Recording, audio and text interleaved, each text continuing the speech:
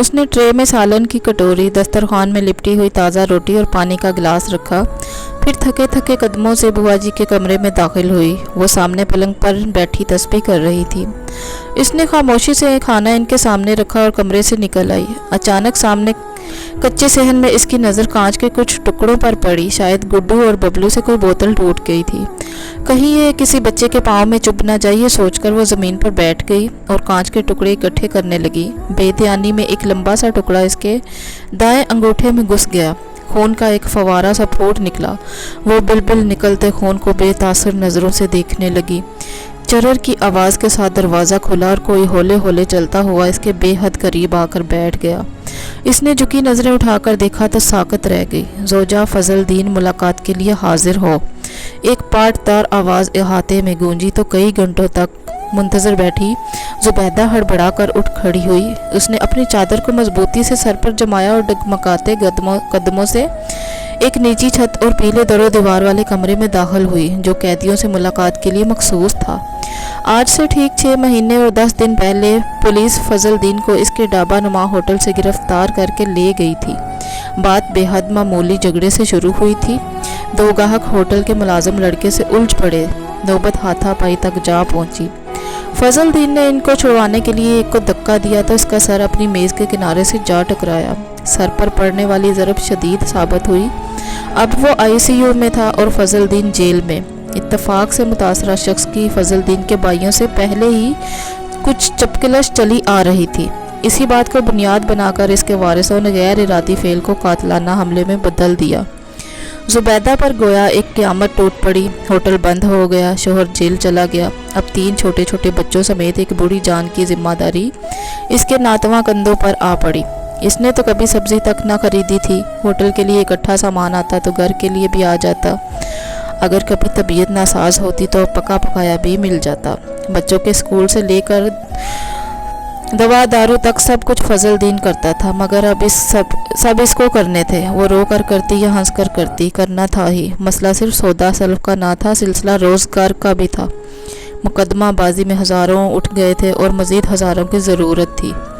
इसे रह रह कर अपनी एफ़ए की अधूरी तालीम पर गुस्सा आता था। वो माँ बाप मनो मट्टी तले जा सोए थे जो ये कहा करते थे कि हमने कौन सा ज़्यादा पढ़ा लिखा कर नौकरी करवानी है। आज जिंदा होते तो खुद भी इस अफसोस और पछतावे का हिस्सा बनते जो वो अकेली झील रही थी। एक दिन वो बेदिली से घर की सफाई कर रही थी कि अलमारी में इसे टूटी हुई चूड़ियों के कुछ टुकड़े मिले। सब्ज़ रंग की चूड़ियों को गोल्डन रंग के गोटे से लपेटकर इस पर मोती टांके गए थे। इसको अपना लड़कपन याद आया तो दिल में एक हुक सी उठी। वो चूड़ियों की आशिक थी, बाजार से ढेरों ढेर खरीद लाती, फिर घंटों बैठकर इनको गोटे किनारे सितारे मोतियों से सजाती।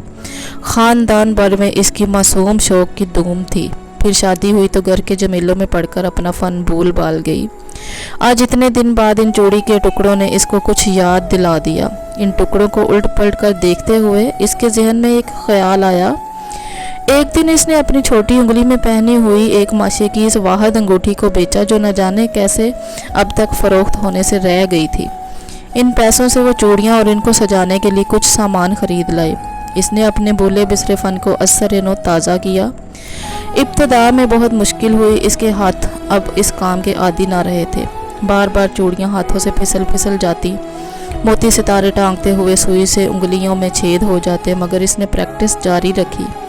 कुछ दिन बाद वो महारत से चूड़ियाँ सजाने लगी। मोती सितारे और गोटा किनारी का इस्तेमाल निहायत नफासत से करती तो आम चूड़ियाँ भी आंखों को खैरा करने लगती। काम का आगाज़ इसने छोटे पैमाने से किया। गुड्डू और बबलू की मदद से घर के बाहर चूड़ी घर का बोर्ड आवेज़ा कर दिया।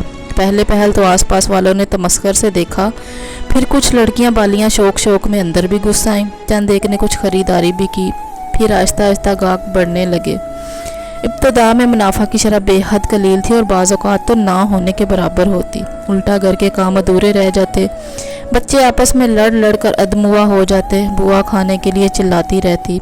कई दफ़ा चूड़ी टूट कर कांच इसकी उंगली में चुभ जाता। इसकी उंगलियां दर्द करती मगर वो लगी रहती। फिर अपनी एक देरीना दोस्त के मशवरे पर इसने स्कूलों में भी स्टॉल लगाना शुरू कर दिया। यहाँ पर उस्तानियाँ इसे कुछ बेहतर मुआवजा देती। फिर मेहंदी पर इसे छोटे छोटे आर्डर्स भी मिलने लगे। हर दफ़ा मुलाकात पर वो फजलदीन का और फजलदीन इसका हौसला बढ़ाता, मगर कभी कभी वो इसकी दिगरगूं हालत देखकर टूट जाती। मुकदमा मुसलसल इल्तवा का शिकार था। इस शख्स को होश आ चुका था। वकील बहुत पुरुमीद था, मगर बेयकीनी की सूरत हाल इसका हौसला पस्त कर देती।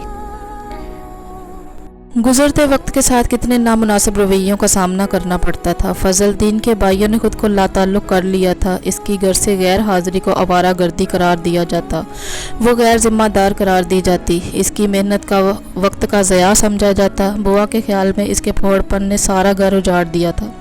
जेल में भी फजलदीन को इसके बारे में मशकूक सी रिपोर्ट दी जाती। कई दफ़ा तो वो भी इसकी तरफ अजीब सवालिया नज़रों से देखता कि इसका दिल डूब जाता।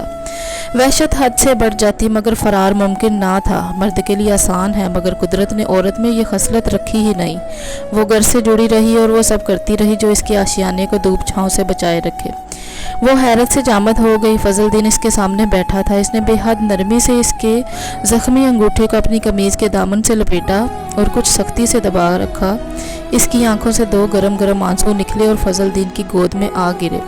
फजलदीन ने कमीज़ का दामन खोला तो अंगूठे से खून निकलना बंद हो गया, मगर कमीज़ के ऐन वस्त में ज़ुबैदा के खून का एक धब्बा सा फैल चुका था। वहाँ आसपास इसके दो आंसू भी इसके मैले दामन में जज्ब हो चुके थे। फजलदीन ने इसकी आंखों को नरमी से छुआ और धीरे से गोया हुआ, ज़ुबैदा, तुम्हारा खून और आंसू मेरे ऊपर कर्ज है। मैं तुम्हारा ये कर्ज चुकाने की कोशिश करूँगा। मैं ला इल्म नहीं हूँ। तुम्हारी मेहनत और रियाजत मेरा फ़ख्र है। ये कहकर इसने इसके हाथों को लबों से लगा लिया। ज़ुबैदा ने भीगी पलकें उठाई और मुस्कुरा दी। सब गिले शिकवे दम तोड़ गए। इसने आज ये जाना कि कभी कभी मर्द सिर्फ एहसास ही काफ़ी होता है। ज़रूरी नहीं कि मर्द औरत के लिए एक ताज महल ही बना दे, सोने चांदी के पहाड़ ही खड़े कर दे। सिर्फ दो लफ्ज़ तसल्ली के, एतमाद के और मान के काफ़ी होते हैं। ये दो लफ्ज़ सदियों की थकन उतार देते हैं। सिर्फ दो लफ्ज़।